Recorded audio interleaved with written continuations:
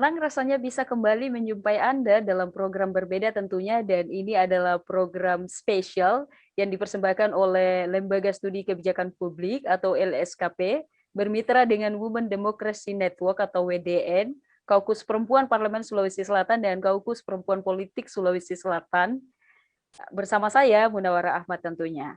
Program ini juga bekerja sama dengan Tribun Timur, dan tentunya Tribuners di mana saja Anda berada dan seluruh teman-teman bisa menyaksikan ini di kanal YouTube Tribun Timur dan Facebook Tribun Timur Berita Online Makassar. Dan seperti sebelumnya pada pertemuan pertama juga sudah ada Women Talk yang pertama, dan tentunya menghadirkan dua narasumber yang berbeda, tentunya ada Ibu Cicu termasuk. Dan sore ini kita kembali akan menghadirkan dua narasumber yang tentunya tidak asing lagi untuk perempuan-perempuan hebat di Sulawesi Selatan, dengan tema kita perempuan pengabdi masyarakat bukan sekedar pemenuhan kuota. Dan narasumber kita sore ini ada Ibu Haja Sri Rahmi dari Komisi C DPRD Sulsel bidang keuangan, dan ada juga Haja Andi Nur Hidayati Zainuddin. Berikut kami tampilkan dulu profil keduanya.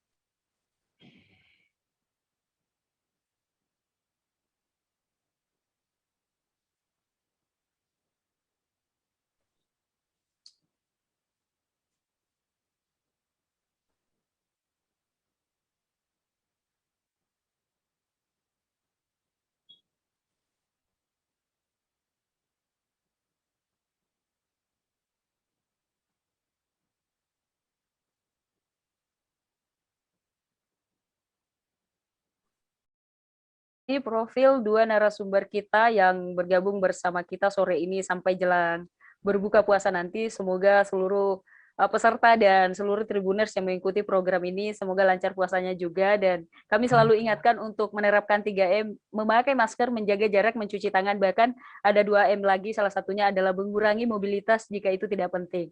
Dan saya informasikan di awal bahwa ingatkan lagi bahwa tema kita adalah perempuan pengabdi masyarakat bukan sekedar pemenuh kuota, dan dikutip dari dprd.sulselprof.go.id bahwa Haja Sri Rahmi ini berada di Komisi C yang membidangi keuangan, dan di Komisi C ini ternyata ada 14 anggota, di antaranya 4 perempuan dan sisanya 10 adalah laki-laki.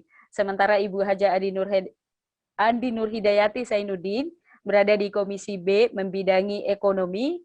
Di komisi ini ada 7 perempuan dan 10 laki-laki. Dan untuk lebih jelasnya kita langsung saja ke dua narasumber kita. Kita sapa-sapa dulu. Kita sapa yang pertama ada Ibu Sri Rahmi. Halo, Assalamualaikum. Selamat sore Bu Sri. Waalaikumsalam warahmatullahi wabarakatuh. Selamat sore semuanya. Ini segar banget nih Bu sore ini jelang waktu berbuka puasa. Iya, alhamdulillah. Harus menjaga kesegaran walaupun Ramadan. Oh iya Bu, saya lupa, saya ingin mengucapkan selamat Hari Kartini untuk Ibu. Ya, sama-sama ucapan yang sama juga dari saya untuk semua perempuan Indonesia. Ya, selanjutnya kita sapa Ibu Andi Nur Hidayati Zainuddin. Halo, Assalamualaikum, selamat sore Bu. Assalamualaikum warahmatullahi wabarakatuh dan selamat sore semuanya. Ini kabarnya kurang fit ya Bu? Biasalah, faktor terlalu banyak kegiatan. Ya. Tapi insya Allah tetap semangat kalau urusan perempuan. Wah, saya juga ini mengucapkan selamat Hari Kartini untuk Ibu tentunya. Terima kasih, dan kami juga mengucapkan ucapan yang sama kepada Adinda Munawarah dan seluruh pemirsa yang mendengarkan acara ini. Siap. Ini berkaitan dengan tema kita Bu, perempuan pengabdi masyarakat bukan sekedar pemenuhan kuota. Ini tentu sudah jelas arahnya, kita akan bahas kemana, tentunya bagaimana peranan perempuan, khususnya di bidang pekerjaan Ibu nih, profesi Ibu di DPRD Sulsel, seperti apa peran-peran perempuan. Tapi sebelum jauh ke sana Bu, saya mau tanya dulu nih, gimana puasa Ibu dan keluarga hingga ke 11 Ramadan ini, Bu Sri? Halo? Halo Bu Sri. Gimana? Tolong diulang. Gimana nih Bu, kabarnya kegiatan aktivitas di rumah selama Ramadan hingga hari ke-11 nih Bu? Ya, alhamdulillah. Seperti biasa tahun-tahun sebelumnya, kami sekeluarga selalu membuat perencanaan selama 1 bulan Ramadan, ada target-target yang diberikan kepada anak-anak dan kepada kami tentunya orang tua. Tapi tidak seperti yang tahun lalu ya, kalau tahun lalu kan full di rumah. Ya, kalau tahun ini alhamdulillah kita sudah bisa keluar ke masjid, sudah bisa tarawih bersama di mana namanya di masjid. Kalau tahun lalu full, betul-betul full di rumah, semua aktivitas di rumah. Kalau hingga hari ini Bu sudah ada program buka puasa di luar mungkin? Ya, alhamdulillah. Kalau saya pribadi di rumah itu setiap Jumat, ya, setiap Jumat sejak pekan pertama Ramadan, Jumat pertama Ramadan ada buka puasa. Kami laksanakan buka puasa bersama di rumah. Tapi tetap dengan protokol kesehatan COVID pastinya. Kalau kegiatan-kegiatan sebagai anggota dewan, Bu, sudah ada aktivitas keluar berkaitan dengan Ramadan, Bu? Iya, alhamdulillah pekan lalu. Pekan lalu ada namanya kegiatan sosialisasi nilai-nilai kebangsaan, temanya keagamaan. Jadi kami semua anggota DPRD, 85 anggota DPRD turun ke dapil, ya termasuk saya pastinya ya. Kalau saya ke dapil berbagi dengan masyarakat, ya, sekaligus memberikan, ada yang berbagi, ada yang berbuka juga. Jadi tergantung masing-masing anggota dewannya, kreativitasnya mau melakukan apa di dapilnya bersama konstituennya. Siap. Sebelum kembali ke Bu Sri Rahmi, kita ke Bu Eti dulu nih. Bu Eti, gimana kabarnya nih sampai hari ke-11 Ramadan ini? Gimana kebersamaan dengan keluarga? Apakah Ramadan tahun ini menjadi Ramadan yang memang diharapkan seluruh waktu habis bersama keluarga, atau masih sibuk dengan urusan-urusan DPRD juga?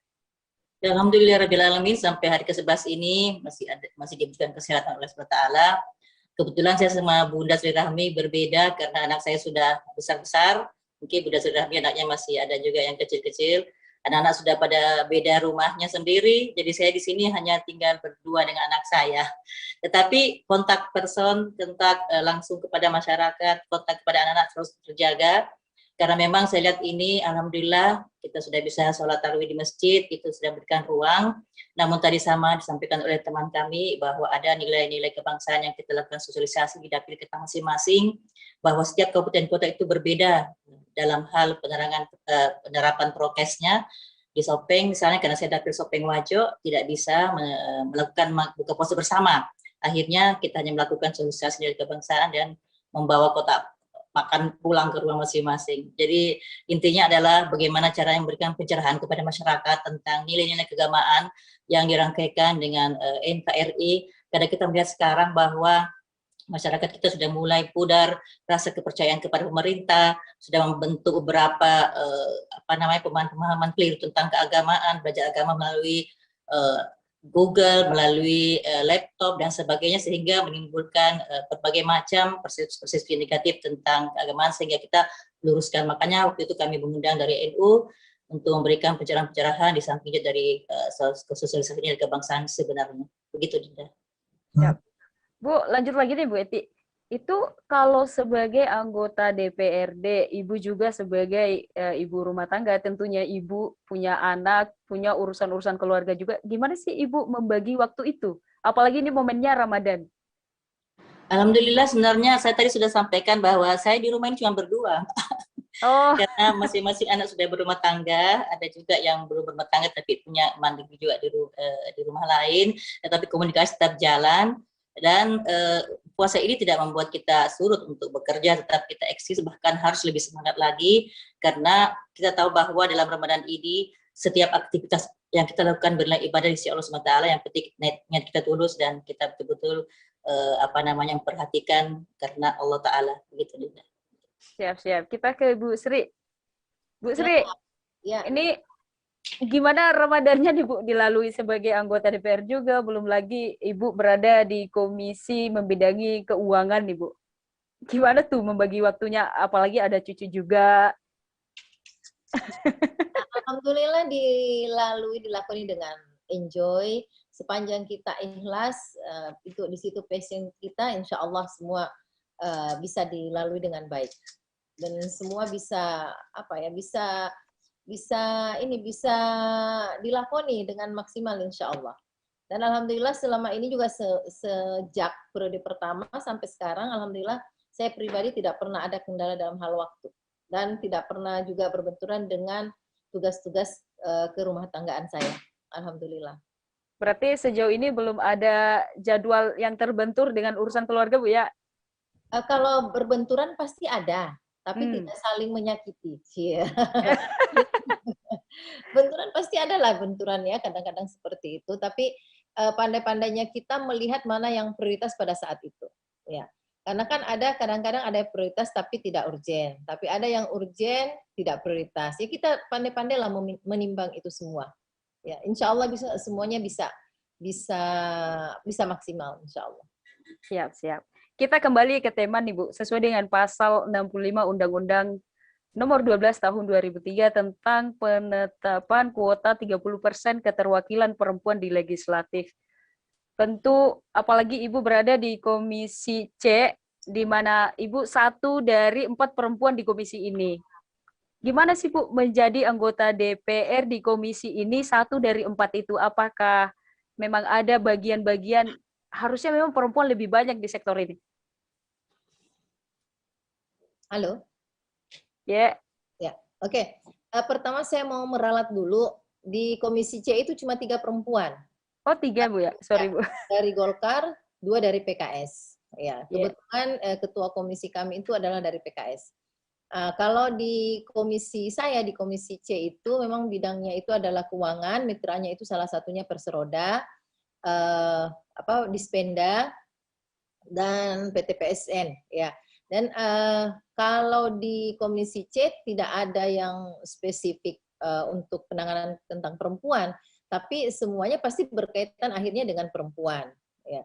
Kalau Komisi E itu memang ada khusus di situ ya, mitranya itu adalah pemberdayaan perempuan. Tapi sekalipun begitu semua komisi pasti punya punya objek perempuan di situ ya, tentang pendapatan. Di situ ada perempuan-perempuan yang bekerja, ada perempuan yang pelaku usaha dan seterusnya itu adalah salah satu objek dari mitra kami di Komisi C.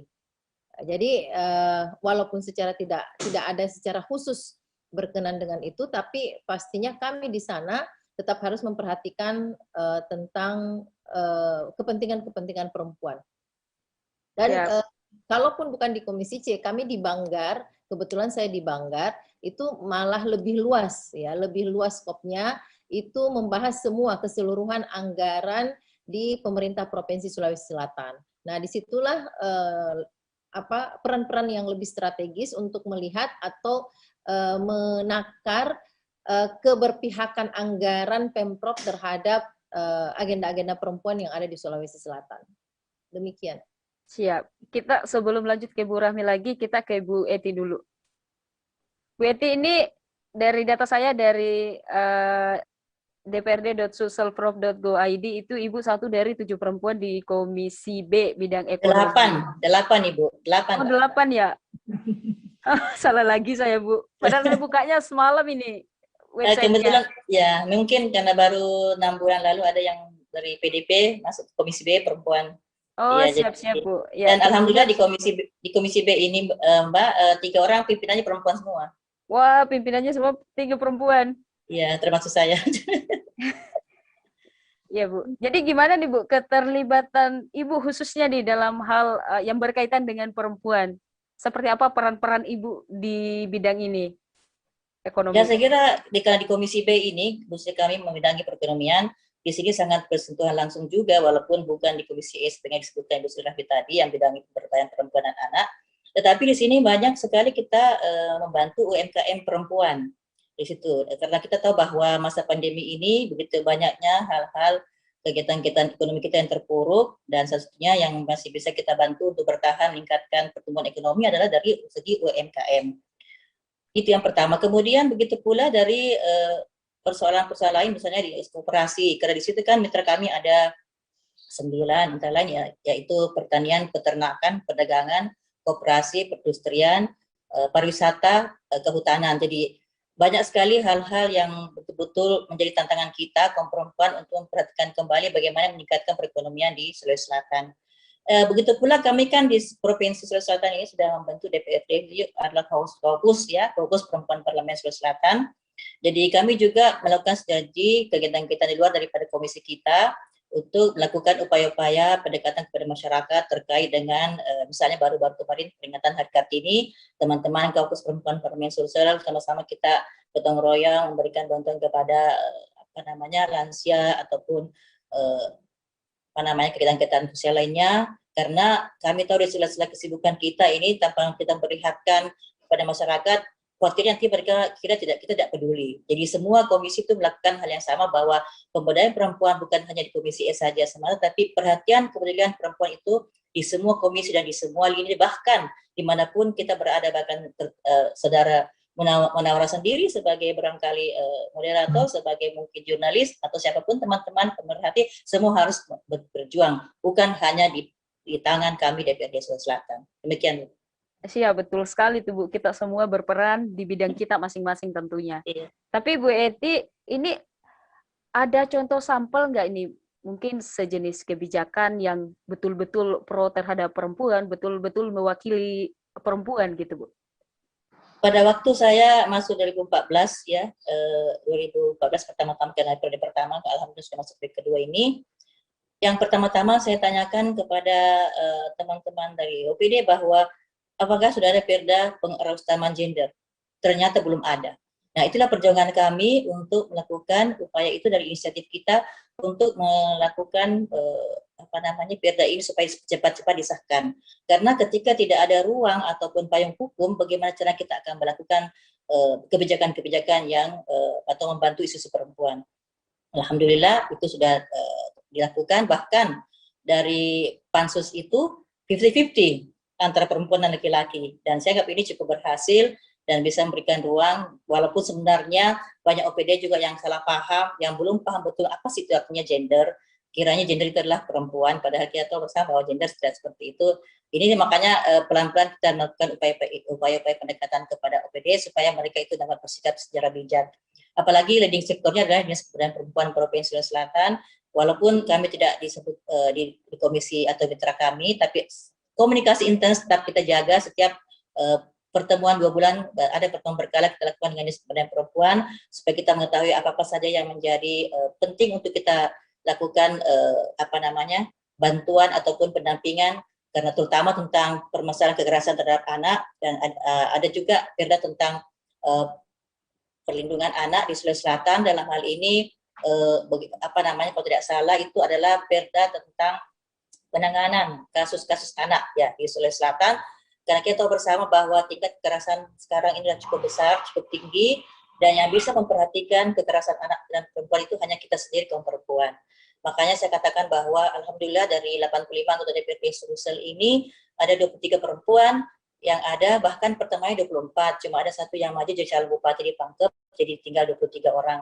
Ini kita patut apresiasi dan berikan acungan jempol, karena teman-teman perempuan kita ini, saya sampaikan bahwa ketika kita bertemu, bahwa kita ketika duduk di DPRD, kita bukan aktor politik, kita tetap harus menjadi aktor sosial. Kita harus turun ke bawah, mendengarkan apa yang jadi masukan aspirasi masyarakat. Makanya kerjasama kami terus berjalan dengan Dinas Pemberdayaan Perempuan dan instansi terkait lainnya, sehingga wacana untuk memperhatikan kaum perempuan dan anak, begitu pula kegiatan-kegiatan perempuan yang lainnya tetap terjaga. Demikian, Dinda. Siap, terima kasih Bu. Nanti kita lanjut lagi, dan saya ingatkan kepada seluruh penonton kita, Tribuners di mana saja Anda berada, untuk yang mau mengajukan pertanyaan bisa tinggalkan di kolom chat untuk teman-teman yang bergabung di Zoom ini, dan untuk Tribuners bisa meninggalkan pertanyaannya di kolom komentar di YouTube Tribun Timur dan Facebook Tribun Timur Berita Online Makassar. Kita lanjut lagi kali ini ke Ibu Sri Rahmi. Ibu Sri ini kan membidangi keuangan. Itu seperti apa konkretnya yang berkaitan dengan memperjuangkan hak perempuan gitu Bu, yang berkaitan dengan perempuan? Saya tadi menyampaikan bahwa kalau di Komisi C tidak ada spesifik ya, tapi secara umum, jadi secara umum. Misalnya kalau di Komisi C itu lebih dominan tentang pendapatan. Bagaimana mengangkat atau mengangkat pendapatan dari sektor yang menjadi sumber pendapatan Pemprov selama ini, ya. Terus kemudian kalau di BPKD itu tentang keuangan, ya lebih mungkin kepada perserodanya ya, bagaimana perseroda itu di lapangan melibatkan banyak melibatkan peran-peran perempuan di dalam kegiatan-kegiatan mereka, ya, di sektor bisnis yang mereka kelola. Kemudian kalau di Komisi C itu lebih kepada pendapatan sebenarnya, dan ini pelayanan satu atap, ya. Jadi kalau di pelayanan satu atap itu ya lebih kepada bagaimana cara pemerintah itu atau APD terkait memberikan kemudahan kepada perempuan, masyarakat perempuan yang ada di situ, yang ingin yang mengurus surat-suratnya, ya, mengurus misalnya STNK atau apa ya seperti itu. Ya, lebih kepada fasilitas pelayanan yang harus disiapkan oleh pemerintah yang ramah terhadap perempuan. Tapi kalau keterlibatan dalam pengambilan keputusan di DPRD itu, Bu, apakah ruangnya sama dengan anggota DPRD laki-laki gitu? Oh, sama. Yang membedakan itu adalah kapasitas, ya. Kapasitas, keberanian, dan isi kepala. Ya, itu saja. Jadi tidak di DPRD itu semua komisi alhamdulillah tidak lihat perempuan atau laki-laki. Yang penting dia berani bicara, berani memperjuangkan idenya, gagasannya, dan kemudian ada isi kepalanya, memang ada narasi yang dia sampaikan. Nah, yang tantangannya sekarang itu adalah kehadiran perempuan di sana, apakah betul berhasil merepresentasikan ide-idenya di sana, ya, sekedar saja. Apakah dia berhasil mengeluarkan gagasan dan berani mengeluarkan gagasan-gagasan itu, ya.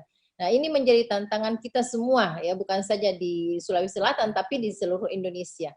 Jadi kehadiran perempuan di parlemen bukan sekedar duduk saja dan kemudian melabeli dirinya perempuan 30%, bukan itu saja, tapi kita harus memastikan bahwa kehadiran perempuan di parlemen itu betul-betul punya misi, ada ide, ada gagasan, ada isi, ya. Ada isi dan dia berani untuk menyampaikan ide-ide itu. Nah, ini tantangan kita. Dan alhamdulillah kita di DPRD Provinsi Sulawesi Selatan sudah ada KKP, dan dari KKP itu kemudian kita selalu brainstorming, selalu berdiskusi untuk mengeluarkan atau merumuskan ide-ide baru, kira-kira apa lagi yang bisa kita lakukan sebagai perempuan di DPRD Provinsi Sulawesi Selatan.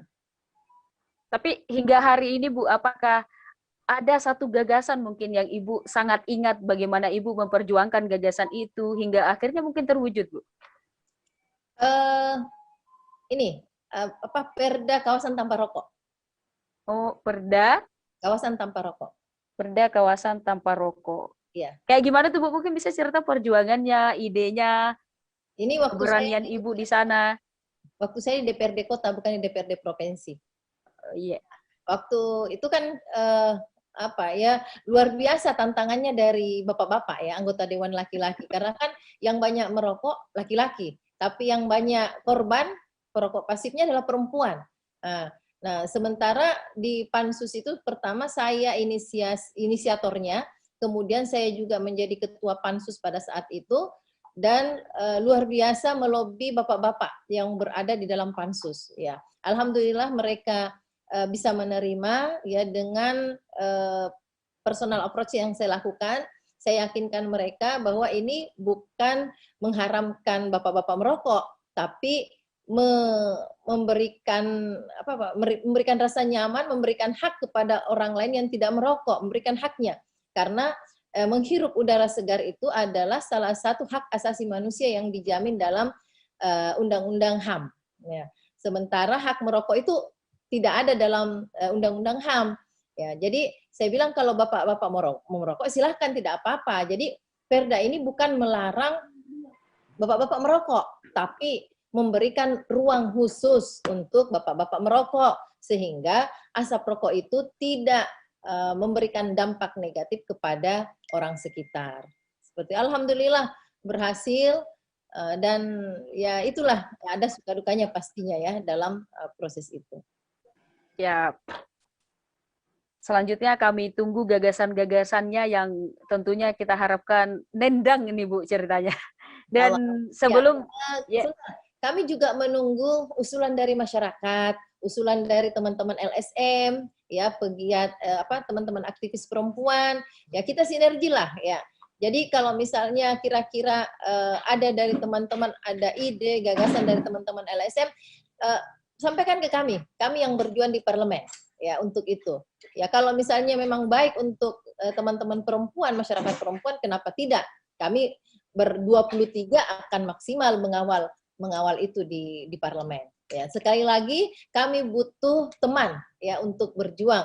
Ya, kami butuh teman untuk memberikan masukan-masukan. Kan katanya begini, pemain itu kadang-kadang dia tidak tahu, tidak sadar blank spotnya. Tapi orang yang di luar ya, yang di luar dari lingkaran itu yang lihat blank spotnya. Bisa jadi kami ber-23 misalnya tidak ngeh ya, tidak terpikir, tapi teman-teman LSM bilang, oh harusnya ada begini-begini. Oke, kita duduk sama-sama, kasih idenya, kasih gagasannya, kami yang berjuang di parlemen. Ya, seperti itu. Bisa mungkin dalam bentuk program, bisa dalam bentuk aturan hukum.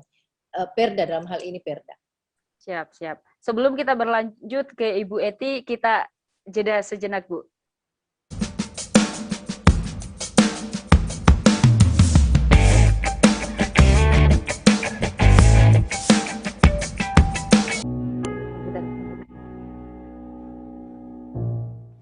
Perempuan seharusnya mempunyai kesempatan yang sama untuk dapat berinteraksi di dalam ruang publik, termasuk proses pengambilan keputusan, sebagaimana Undang-Undang NKRI.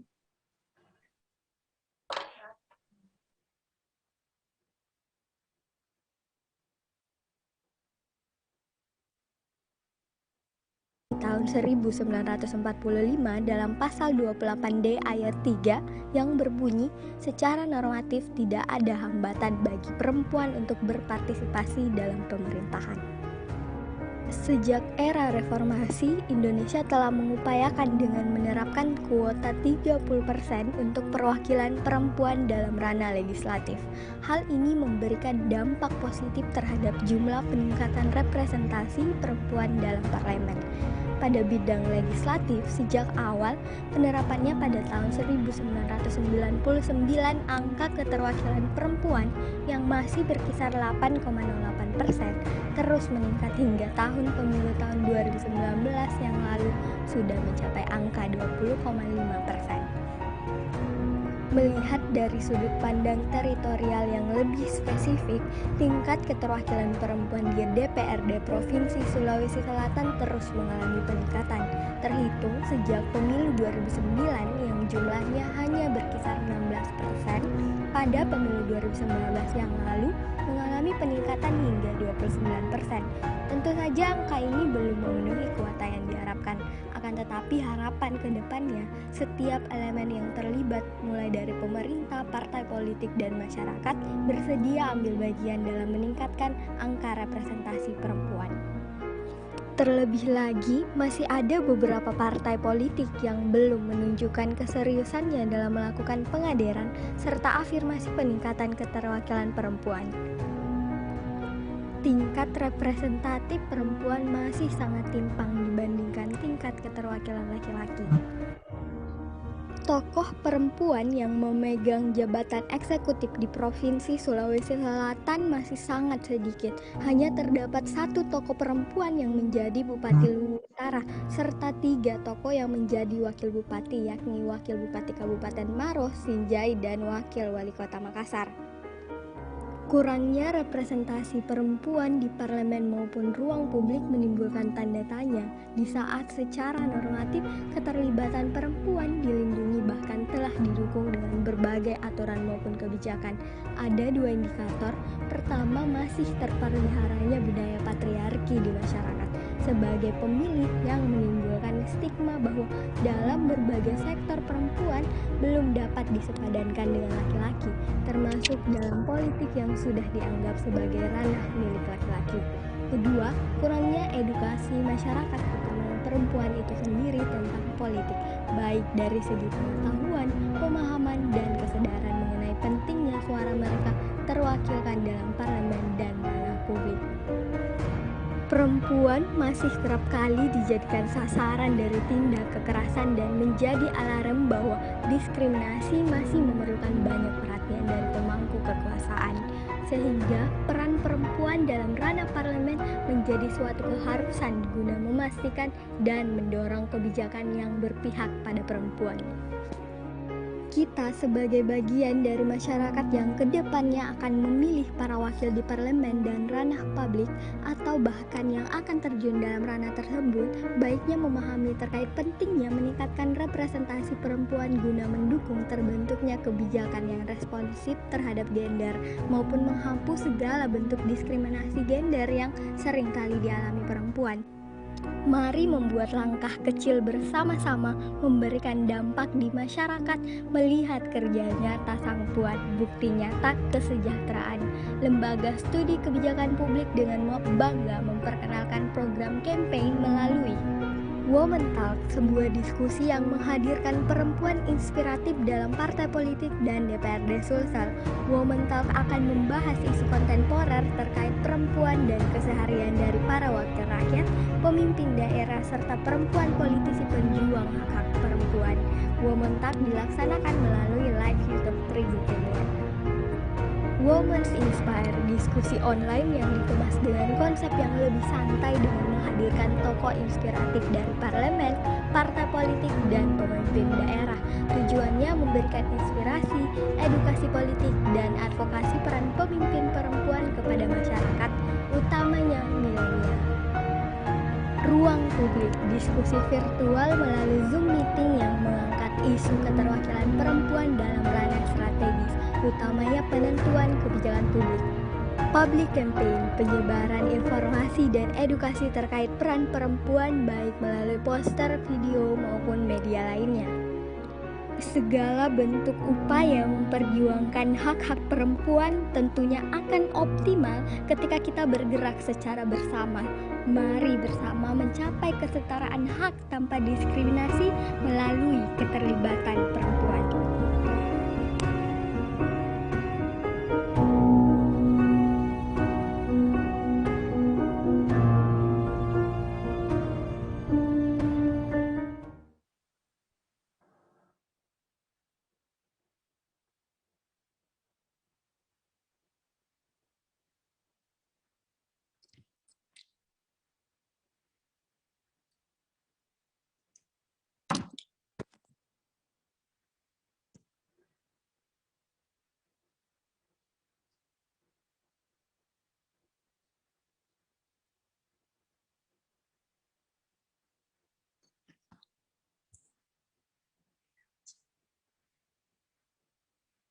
Nggak kedengaran suaranya, Mbak?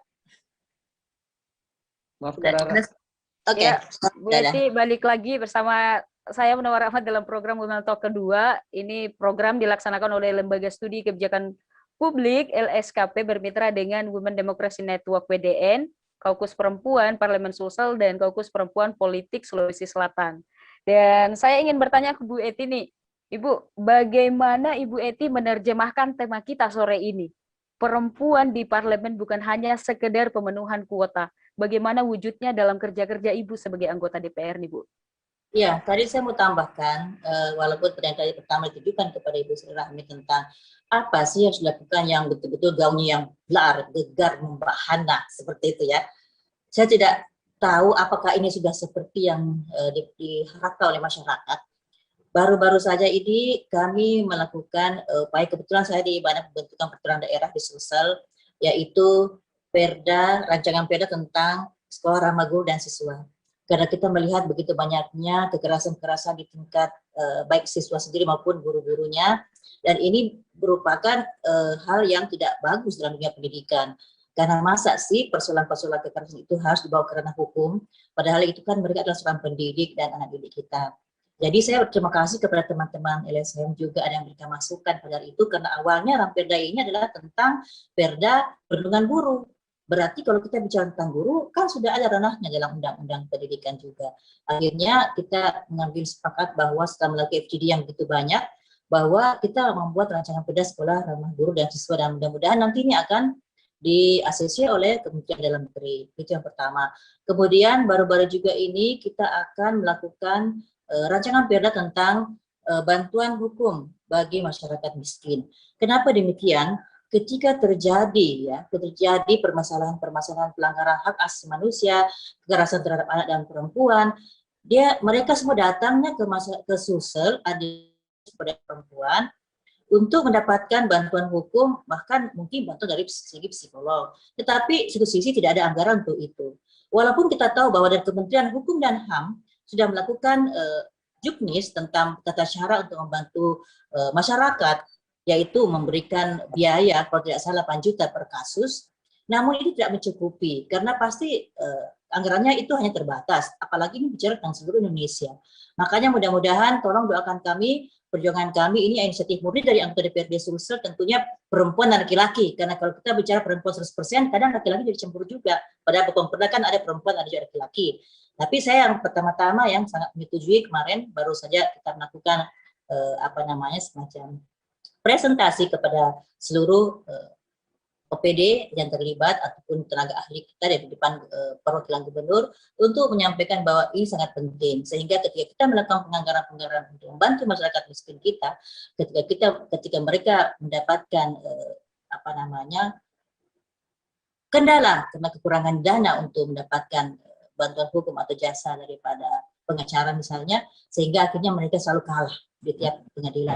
Mudah-mudahan ini merupakan satu hal langkah awal bagi teman-teman perempuan yang ada di DPRD Sulsel, ya, karena kita juga harus bersinergi dengan kaum laki-laki supaya mereka juga membuat suatu gerakan bersama, memberikan kita juga perhatian, memberikan juga kita pressure maupun apresiasi, sehingga kerja-kerja kita ini bisa jalan. Karena kalau kita sendiri, saya perempuan nggak mungkin. Tadi katanya Ibu Surahmi bahwa perempuan dan laki-laki itu semua sama suaranya. Ya, ini yang kita lakukan bersama-sama, dan alhamdulillah teman-teman laki-laki juga bisa berikan juga semacam jempol juga bagi kita kaum perempuan, bahwa mari kita saling mensupport laki-laki perempuan sama saja. Betul apa dikatakan Ibu Surahmi, yang punya keinginan, yang punya isi kepala, dan mempunyai kepedulian, dan yang punya hati. Karena ketika kita bicara dengan hati, ketika kita berbicara dengan kepala dingin, insya Allah semua permasalahan itu kita akan jalan dengan baik dan lancar. Sebelum ke Ibu Sri, ada hal lagi mau saya tanyakan ke Ibu Eti nih. Apakah hingga hari ini Ibu sebagai anggota DPRD, apakah ada sikap-sikap yang mengarah ke underestimate sebagai perempuan di parlemen gitu, Bu? Tidak juga sih, alhamdulillah. Kita semua diterima secara baik. Tidak ada sama sekali, kecuali kalau memang, yang saya juga heran begini, kenapa sih selalu perempuan dipertanyakan kemampuannya, kapasitasnya, laki-laki kok tidak? Itu kan tidak diskriminatif, ya tolong memberikan pertanyaan itu yang bagus. Saya kira insya Allah di DPRD Sulsel kompak semua kok, laki-laki perempuan sama saja. Yang penting bagaimana membangun komitmen, bagaimana membangun integritas, bagaimana mampu meyakinkan kaum laki-laki, apalagi perempuan punya kelebihan, mampu membujuk dan mampu memberikan inspirasi. Siap. Kita ke Ibu Sri Rahmi lagi. Bu Sri, ya. Ini gimana nih Bu, menerjemahkan tema kita sore ini? Perempuan tidak hanya sekedar memenuhi kuota di parlemen. Ya. Menerjemahkan dalam kerja sehari-harinya sebagai anggota DPR. Ya. Setelah perempuan terpilih, ya, kan awalnya caleg, kemudian terpilih. Ya. Setelah terpilih dan duduk di DPRD, harusnya perempuan politisi perempuan ini itu langsung berbenah diri. Ya. Langsung berbenah diri. Dia harus kalau memang di awalnya dia tidak punya perjuangan karena misalnya cuman tidak terlalu serius, tapi kemudian kebetulan terpilih, harusnya sebelum dilantik dia sudah punya agenda perjuangan. Agenda perjuangan utama itu adalah agenda perjuangan untuk konstituennya, untuk pemilihnya. Kemudian agenda perjuangan kedua dikerucutkan agenda perjuangan perempuan. Ya.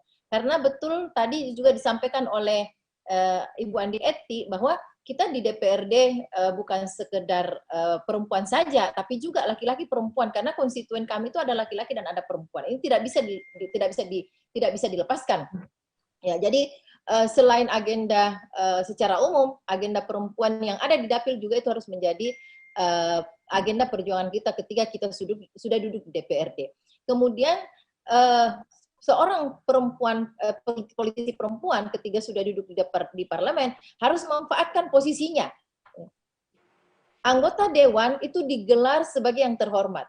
Yang terhormat ini bukan sekedar status kebangsawanan, ya, tapi status perjuangan. Ya. Kita masing-masing kita bisa memposisikan diri yang terhormat dalam hal melakukan apa. Jangan sampai hanya sekedar menempel status yang terhormat itu, tapi nilai-nilai perjuangan kita tidak terhormat. Nah, ini yang menjadi tantangan kita bersama ke depan, memastikan bahwa perempuan-perempuan yang masuk parlemen betul-betul punya kompetensi. Ya. Harus sebelum dilantik sudah harus punya agenda perjuangan. Ya. Sehingga ketika selesai dilantik, ketika duduk di DPRD, mereka sudah jalan dengan agenda perjuangannya itu. Ya. Kemudian tugas kami juga di DPRD di parlemen itu adalah bersinergi satu sama lain. 23 anggota DPRD perempuan ini beda-beda partai. Ya. Ada 9, ada 8 partai yang ada di DPRD, itu harus bersinergi semua anggota dewan perempuannya. Ya, tidak boleh jalan sendiri-sendiri ya kalau untuk agenda perjuangan perempuan. Ya, sehingga ini yang semakin membuat kita bisa kuat untuk memperjuangkan satu agenda. Nah, kemudian juga yang harus dilakukan juga oleh perempuan yang ketika sudah berada di parlemen itu adalah upgrading kapasitas. Ya, tidak bisa dinafikan bahwa mungkin orang yang berada di parlemen sekarang dengan latar belakang yang berbeda. Beda latar belakang pendidikannya, beda latar belakang pekerjaannya, sehingga ketika masuk di parlemen ada skill yang harus dimiliki oleh politisi yang mungkin sebelumnya tidak dimiliki karena itu tadi background yang berbeda, bukan dari dunia politik. Ya. Kan kita tidak bisa nafikan faktanya sekarang banyak pengusaha, banyak pedagang, ada juga yang akademisi masuk di DPRD. Ya. Nah ini kita harus, teman-teman perempuan politisi ini harus membekali diri skill yang bisa dipakai di parlemen, misalnya public speaking, terus kemudian bagaimana berkomunikasi, menyampaikan ide-ide dengan ke lintas fraksi atau ke partai yang berbeda. Ini membutuhkan seni, ya, membutuhkan skill berkomunikasi dengan orang yang berbeda partai. Bukan bicara sembarang, bukan bicara biasa, tapi ini ada skillnya sehingga agenda perjuangan kita itu bisa diterima. Ya, karena kalau misalnya kita punya agenda perjuangan yang baik, sekalipun untuk masyarakat, untuk perempuan, tapi kalau kita tidak bisa mengemas dalam bentuk kalimat yang yang bisa diterima atau yang baik, bisa jadi resisten agenda itu. Nah, ini yang harus dimiliki oleh teman-teman perempuan. Sehingga keberadaan atau kehadiran teman-teman perempuan di parlemen 30% itu betul-betul kelihatan, ya, signifikan, bukan sekedar kehadiran fisik, ya, tapi juga kelihatan ada signifikan perjuangan yang dilakukan oleh teman-teman perempuan. Dan itu juga sebenarnya bermanfaat bagi teman-teman anggota dewan ini, karena ketika kita punya karya, ketika kita punya perjuangan dilihat oleh konstituen, dibaca oleh masyarakat, disaksikan oleh masyarakat luas, pasti efeknya nanti ke pemilu berikutnya, ya. Orang-orang atau masyarakat itu semakin percaya kepada kita bahwa kita itu di sana betul-betul berjuang, bukan sekedar datang duduk diam, ya, tapi betul-betul berjuang. Kita apalagi di era sekarang, ya, komunikasi itu atau media itu semakin luas, bukan saja di koran kita bisa sampaikan, tapi kita bisa menyampaikannya di media sosial, apa yang sudah kita lakukan selama di DPRD selama ini. Sehingga konstituen, masyarakat luas itu tahu kita ngapain di sana. Ya, seperti itu mungkin. Jadi harus ada agenda perjuangan sebelum masuk ke DPRD. Seperti juga disampaikan oleh Bu Eti tadi, Bu Andi Eti, bahwa tidak cukup itu saja sebenarnya. Nah, disinilah sebenarnya kelebihan perempuan kalau menurut saya. Karena perempuan itu lebih empati, ya, lebih jiwa sosialnya lebih mungkin ya lebih tinggi, lebih peka dibanding laki-laki. Nah, kerja-kerja politik itu sebenarnya sebagian besarnya itu adalah kerja-kerja sosial, ya. Bagaimana kita care kepada konstituen kita, mau berpayah-payah walaupun capek, ya, turun ke masyarakat, melihat mereka ada yang sakit, ada yang meninggal, ada yang kedukaan dan seterusnya dan seterusnya. Nah, ini kalau saya melihat ya, kalau dari sisi gendernya perempuan itu malah harusnya terdepan dalam kerja-kerja seperti ini. Karena perempuan itu lebih sensitif, lebih care ya, lebih jiwa sosialnya itu lebih besar dibanding laki-laki. Ini menurut saya ya. Siap. Sebelum ke Bu Eti nih ada pertanyaan untuk Ibu Sri Rahmi dan Ibu Eti. Nanti sebelum berlanjut ke Ibu Eti, saya mau bertanya satu hal ini untuk Ibu Sri Rahmi termasuk Ibu Eti nanti. Itu saat sebelum terpilih, sebenarnya Ibu Sri Rahmi ini mau lakuin apa di DPRD ketika akhirnya akan terpilih? Dan sejauh apa sampai hari ini? Cita-cita itu sebelum terpilih dan setelah terpilih dan hari ini. Ya, jadi kalau kita kembali kepada tupoksi kita, kalau di DPRD itu sudah jelas ya, sudah jelas ada aturannya. Tupoksi DPRD itu 3, legislasi, budgeting, dan controlling. Nah, kita fokus ketiga ini saja. Itu kalau berada di gedung parlemen. Nah, kita juga ketika ke masyarakat, ya fungsi kontrol itu juga tetap melekat. Ya, ketika kita turun ke masyarakat, kita memastikan bahwa program-program pemerintah ya yang ada pada saat itu betul-betul sesuai dengan target sasarannya. Ya, betul-betul sesuai dengan budgetnya dan seterusnya dan seterusnya. Jadi ketika kita turun ke masyarakat bukan sekedar turun mengatakan say hello, tapi kita harus tahu apa yang terjadi di masyarakat, apa yang pembangunan apa yang sedang dilakukan oleh pemerintah di sekitar itu. Ya, sehingga kemanapun kita pergi melekat fungsi itu.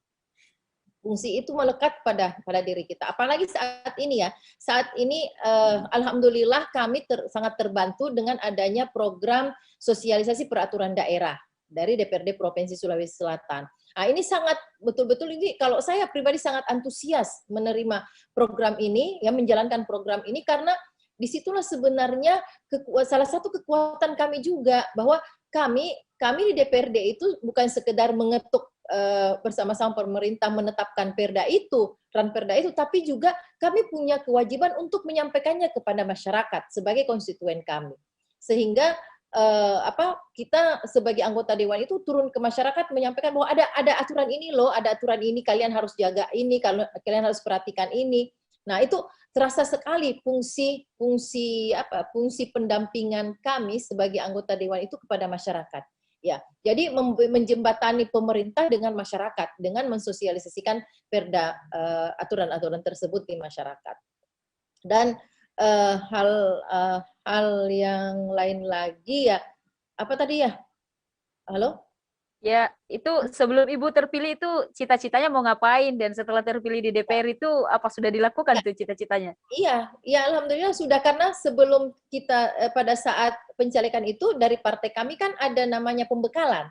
Kami diberitahu bahwa kalau di DPRD itu fungsinya seperti ini. Sehingga ketika kami sudah masuk ya peran-peran itu yang kami lakukan yang seperti yang saya sebutkan tadi, peran legislasi, budgeting, penganggaran maksud saya di sini ya, kemudian peran pengawasan kepada pemerintah. Nah, 3 peran ini yang harus dimaksimalkan.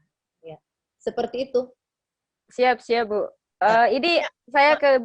Maaf, ada yang ingin saya tambahkan lagi ya. Kalau di dalam interaksi kita selama di parlemen ya, pengalaman saya pribadi, ada satu hal kelebihan perempuan dibanding laki-laki. Misalnya kalau terjadi demo, ya. Kalau terjadi demo biasanya misalnya menghadapi mahasiswa atau LSM yang anarkis, biasanya kalau perempuan yang menghadapi itu lebih smooth lah ya. Ya, karena saya pernah mengalami waktu saya di DPRD Kota, waktu itu saya ketua komisi B, saya menghadapi demonstran LSM dan mahasiswa yang luar biasa memboikot jalan dan seterusnya. Pokoknya luar biasa waktu itu ya.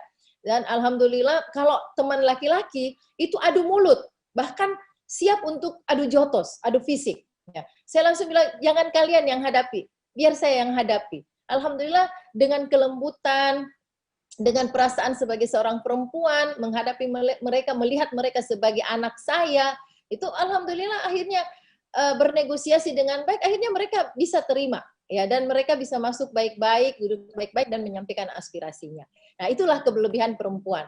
Kalau laki-laki yang hadapi, mainnya kadang-kadang itu, mau langsung main fisik. Ya, demikian.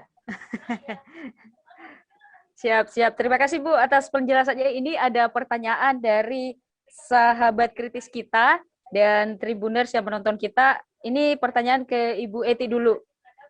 Halo Bu Eti. Ya. Ini ada pertanyaan. Saya ingin bertanya kepada Ibu Nur Hidayati yang sudah sangat lama terjun dalam dunia politik. Bagaimana anggapan Ibu terkait perempuan yang tidak kompeten dan tidak cukup kuat untuk terjun ke politik sehingga asumsi muncul bahwa kuota 30% itu betul-betul hanya untuk memenuhi kuota. Gimana nih Bu tanggapannya? Iya, saya sependapat juga ya. Karena sebenarnya ini PR bagi kita partai politik.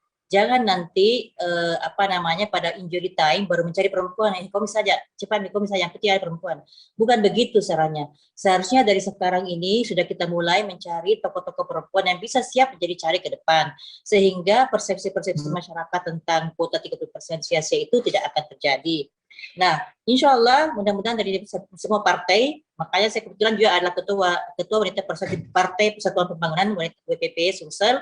Saya sekarang sengaja membentuk jaringan di seluruh kabupaten kota supaya banyak aset-aset perempuan yang cerdas. Dan mulai dari sekarang kita sudah mempersiapkan diri, bukan nanti pada waktu masuk DPRD baru belajar, itu sudah terlambat. Makanya insya Allah masukan-masukan dari teman-teman semua akan kami perhatikan. Ini akan menjadi PR bagi kami untuk jauh-jauh hari mempersiapkan caleg-caleg yang berkualitas dari kaum perempuan. Demikian Dinda. Siap. Kalau Bu Sri, gimana nih Bu Sri? Apalagi tadi katanya perempuan itu kalau mau masuk parlemen harus punya kapasitas, keberanian, dan isi kepala. Halo? Ya, Bu Sri, gimana tanggapannya soal pertanyaan tadi perempuan yang jadi anggota parlemen tapi tidak mumpuni gitu, Bu?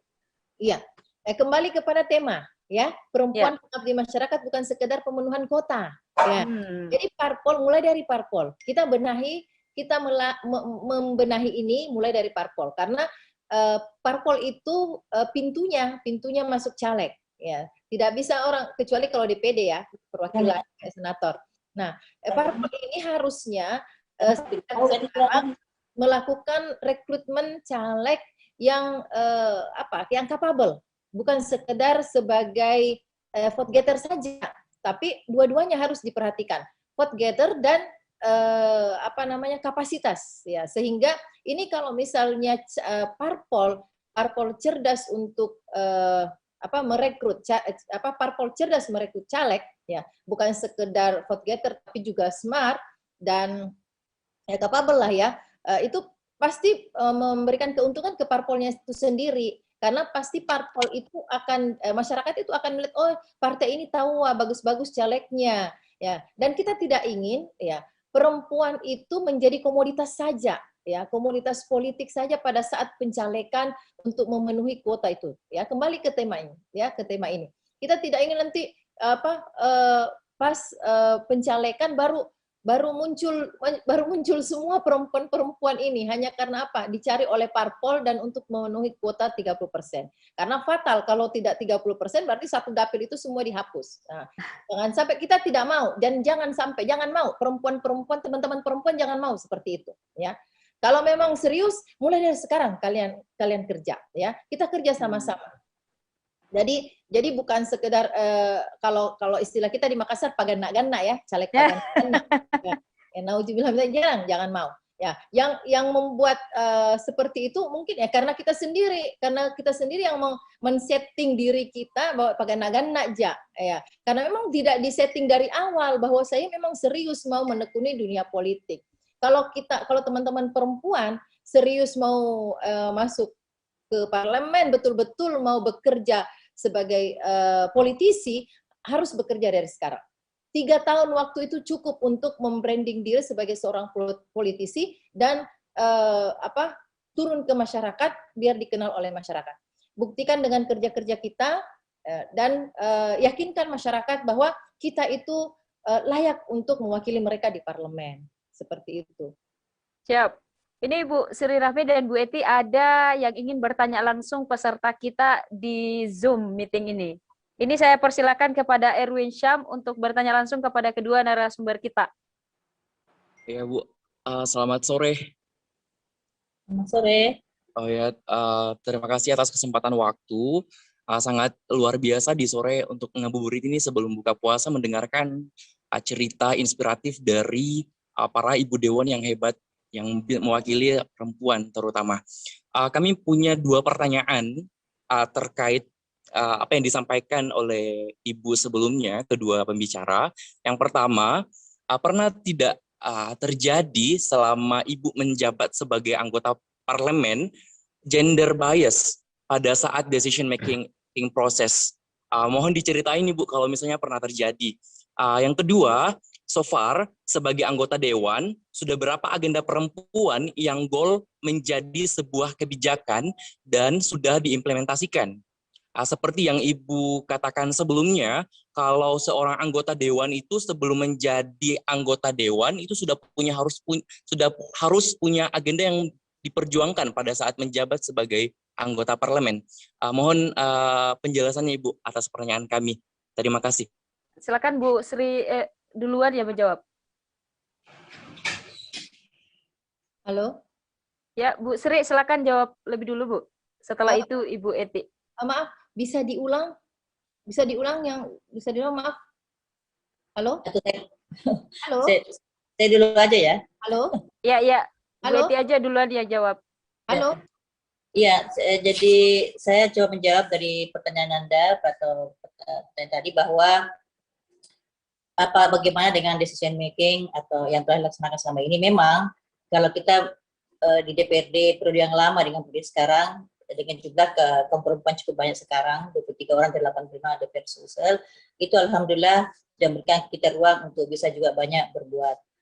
Tadi saya sudah sampaikan di pembicaraan sebelumnya bahwa ketika saya masuk pertama kali 2014, jadi periode pertama, kan sebelumnya saya adalah anggota DPRD Kabupaten Sopeng. Di DPRD provinsi saya baru masuk 2014, 2019. Dan disitulah saya pertama-tama tanyakan bahwa apakah di sini ada perda tentang pengaruh utama gender. Itu adalah roh yang penting, yang utama untuk dilakukan, baru kita bisa berbicara banyak tentang perempuan. Nah, alhamdulillah, perjuangan ke perempuan kami dapat terlaksana dan sudah dilaksanakan sampai saat ini. Terus yang kedua, perda tentang perlindungan anak. Karena kita tahu bersama bahwa anak yang dimaksud anak 18 tahun ke bawah. Begitu banyaknya permasalahan-permasalahan anak sekarang, kekerasan seksual, kekerasan psikis, kekerasan dalam rumah tangga yang terjadi yang merupakan jamuan yang hampir setiap hari kita dapatkan dan kita dengarkan. Terkadang saya sangat miris karena terus terang latar belakang saya dahulu di DPRD Sopeng sebelum menjadi DPRD Sulsel adalah seorang aktivis LSM pemerhati perempuan dan anak. Disitulah saya membangun sinergitas dengan teman-teman baik dari pengadilan agama, baik dari rumah sakit, baik dari dinas pemberdayaan perempuan maupun semua stakeholder lainnya untuk sama-sama membangun mencegah kekerasan rumah tangga, mencegah kekerasan anak, kekerasan terhadap anak. Dan kita tahu bersama, saya mohon maaf saya akan terbuka di depan teman-teman semua yang ada pendengar sekarang ini bahwa ada kejadian yang terjadi bahwa salah satu sekolah agama dan tanda kutip mengalami kekerasan seksual disodomi oleh gurunya sendiri. Dan ini merupakan hal yang sangat memukul hati nurani kita. Jangan sampai nanti orang tua tidak percaya lagi dengan namanya sekolah agama. Saya tidak mau sebut nama sekolahnya. Yang kedua, incest, hubungan antara ayah dengan anak menghampiri anaknya sendiri dan sekarang sudah proses persalinan. Ini semua di depan mata kita dan merupakan PR besar kami semua kaum perempuan. Kami juga sadari bahwa di samping kita juga sibuk di dalam komisi membidangi perekonomian, kami juga adalah seorang aktivis partai politik, kami juga merupakan ibu rumah tangga, tapi kita juga tidak bisa menutup mata karena wanita itu khas kita punya rahim, artinya penyayang, sangat peka dan sensitif melihat hal seperti itu. Dan ini merupakan juga PR bagi kita bersama untuk Makanya saya perjuangkan supaya ada nanti namanya sekolah ramah guru dan siswa, supaya kekerasan terhadap anak, kekerasan terhadap tenaga pendidik itu bisa diminimalisir dan diselesaikan secara kekeluargaan, dan tentunya melakukan pendampingan psikolog. Karena saya yakin mereka itu bukan orang gila, tapi mereka mengalami gangguan jiwa. Dan inilah merupakan PR bagi kita semua. Tolong teman-teman berikan kami juga support, berikan kami juga ide, berikan kami juga informasi supaya hal-hal seperti ini tidak terjadi lagi di Sulawesi Selatan. Demikian. Ya, selanjutnya Bu Sri, gimana? Dengar tadi pertanyaannya, Bu? Ya, lengket-lengket tadi, lengket-lengket ininya, apa suaranya? Ya tentang ini ya, perjuangan ya. Ya. Halo? Decision making, Bu Rahmi, decision making. Ya, yang pertama ya kalau untuk yang di DPRD provinsi pada periode terakhir ini yang sekarang, saya sudah sampaikan tadi bahwa hal yang paling membuat saya antusias itu adalah dengan adanya program sosialisasi Perda, ya sosialisasi Perda peraturan daerah. Dan saya paling getol untuk mensosialisasikan Perda sistem perlindungan anak, Perda KTR, dan Perda PUG. 3 Perda ini yang paling getol saya sampaikan ke masyarakat. Saya ingin masyarakat itu tahu, paham bahwa ada aturan-aturan yang mengamankan mereka, memayungi mereka atau apa ya istilahnya, yang bisa mengamankan mereka lah ya, misalnya KTR, ya itu kan kebanyakan masyarakat perempuan yang menjadi perokok pasif, menjadi korban. Kemudian SPA, sistem perlindungan anak, perempuan dan anak juga di situ menjadi objek Perda. Kemudian PUG, perempuan juga di situ yang menjadi objek Perda tersebut. Sehingga masyarakat itu harus tahu bahwa ada Perda yang mengayomi mereka, ada Perda yang mengatur mereka, ada Perda yang melindungi mereka. Pemerintah itu sudah melakukan sebuah proteksi terhadap perempuan yang ada di Sulawesi Selatan melalui Perda-Perda ini. Sehingga sekali lagi saya sangat getol untuk menyampaikan ini ke masyarakat. Karena menurut saya bukan hanya perjuangan yang formal di parlemen yang kita lakukan, tapi juga harus turun ke lapangan memberikan edukasi kepada masyarakat terkait hak-hak perlindungan yang diberikan pemerintah kepada mereka. Jadi perjuangan itu dilakukan di dua tempat, di masyarakat dan parlemen. Ya, ini yang harus kita lakukan, atau ini yang harus kita pahami bersama, bahwa kerja-kerja politisi itu ya di parlemen dan di masyarakat. Nah itu mungkin Mbak, dan terima kasih Bu Sri, dan maaf. Saya harus undur diri lebih awal karena tamu-tamu saya sudah pada datang. Siap. Bu, sebelum Ibu live nih, bisa mungkin ada sepatah dua kata untuk perempuan hebat di Indonesia di momen Kartini, Bu? Ya, saya hanya ingin menyampaikan kepada teman-teman perempuan, ya mari keluar, ya mari sama-sama ke dunia politik mulai dari sekarang, ya masuki parpol sebagai pintunya, dan kemudian aktif di situ sebagai kader, tapi sebelumnya pilih parpol yang sesuai dengan visi kita, sehingga ketika kita terpilih menjadi anggota dewan, masuk ke parlemen, tidak ada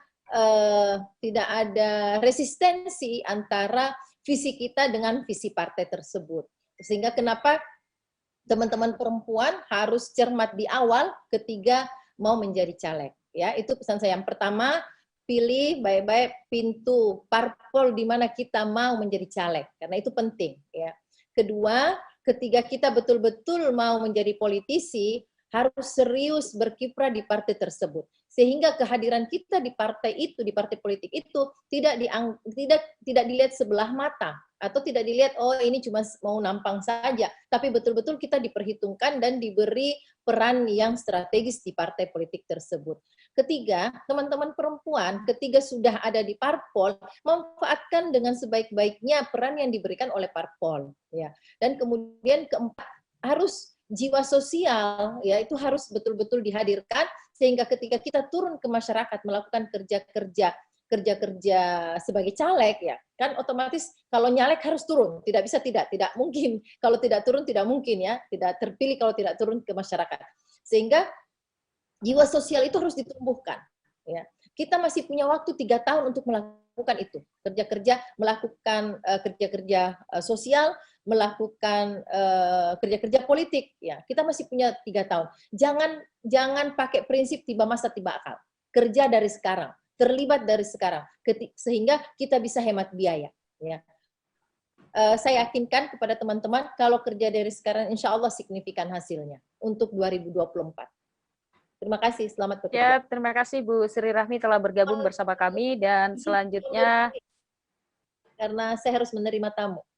Iya. Terima kasih Bu, sukses lancar puasa juga. Ya, kita ke Ibu Eti. Halo Bu. Ya, saya masih tersambung bersama kami. Ya, ini Bu ada pertanyaan dari Aisyah. Ya. Dari sahabat kritis nih. 2 pertanyaan nih untuk Bu Eti. Yang pertama, bagaimana cara mengatur waktu antara tugas utama Ibu di rumah dan peran Ibu sebagai perempuan pengabdi masyarakat? Dan kedua, apakah di partai Ibu menempatkan caleg perempuan itu bukan sekedar pemenuhan kuota, dan apakah memang ada mekanisme penjaringan caleg perempuan? Terima kasih. Terima kasih, saya jawab yang kedua dulu, bahwa di partai kami, di partai P3 ini melakukan penjaringan juga, memberikan ruang sebesar-besarnya kepada perempuan untuk mendaftar. Jadi bukan hanya internal, tetapi juga eksternal. Siapa yang punya potensi, siapa yang punya kemampuan. Dan terkadang perempuan itu selalu tidak pernah 100% ya dalam melakukan tindakan, terkadang masih ragu. Mungkin masih faktor daripada patriarkinya, mungkin faktor soal-soal lingkungan dan sebagainya. Tapi makanya saya sama setuju Bu Sri Rahmi bahwa mulai sekarang kita melakukanlah persiapan pendekatan kepada masyarakat menjadi aktor sosial, menjadi melakukan niat karena hati, kemudian niat yang tulus, karena dengan niat yang tulus akan melahirkan hati yang baik akan mampu berpikir yang baik, dan dengan berpikir yang baik maka akal pula akan bertindak dengan yang baik. Kemudian yang pertama pertanyaannya adalah bagaimana bagi waktu. Ini sekiranya ini selalu saja menjadi pertanyaan. Jadi janganlah kita kita bukanlah seorang superwoman, kita juga bukan seorang malaikat, kita seorang manusia biasa, pasti harus segala sesuatu itu bisa dikondisikan. Di satu sisi kita bisa bicarakan bahwa waktu hari inilah untuk masyarakat, waktu nanti ini adalah untuk rakyat, untuk di kantor, misalnya pada waktu kita melakukan misalnya rapat paripurna ataupun rapat-rapat komisi DPRD, waktu berikutnya adalah untuk keluarga. Saya kira itu bisa kok dipadu-padankan, karena kita DPRD itu fleksibel. Bekerjanya tidak seperti dengan ASN bahwa pulang masuk jam 7, pulang jam 5 sore. Kita ini welcome saya dimanapun kita berada, itu adalah tempat kerja kita. Kita di DPRD hanya melakukan rapat, kita di DPRD hanya melakukan pertemuan-pertemuan untuk mengambil sikap. Tapi ketika kita bertemu dengan masyarakat, itu kapan saja bisa kita ikutkan keluarga kita ikutkan anak-anak cucu kita, sambil bertemu juga dengan konstituen misalnya, semua bisa dijadikan teman yang baik, sehingga mereka juga bisa mengetahui, memahami pekerjaan daripada ibunya. Mungkin demikian. Ya, terima kasih banyak Bu Eti atas waktunya sore ini. Itu Aisyah sudah dijawab pertanyaannya, itu ada anaknya kayaknya di belakang semangat banget ikut juga mendengar. Terima kasih Bu Eti sudah bergabung bersama kita sore ini. Semoga ibadah puasa kita semua berjalan lancar, dan seluruh peserta dan tribuners di mana saja Anda berada, saksikan terus, masih ada lanjutan dari Women Talk ini yang ketiga, tentunya dilaksanakan oleh Lembaga Studi Kebijakan Publik bermitra dengan Women Democracy Network WDN, Kaukus Perempuan Parlemen Sulawesi Selatan, dan Kaukus Perempuan Politik Sulawesi Selatan. Dan sebelum berakhir, ini ada pengumuman giveaway. Ada pengumuman giveaway untuk yang mengikuti program Women Talk dari LSKP ini.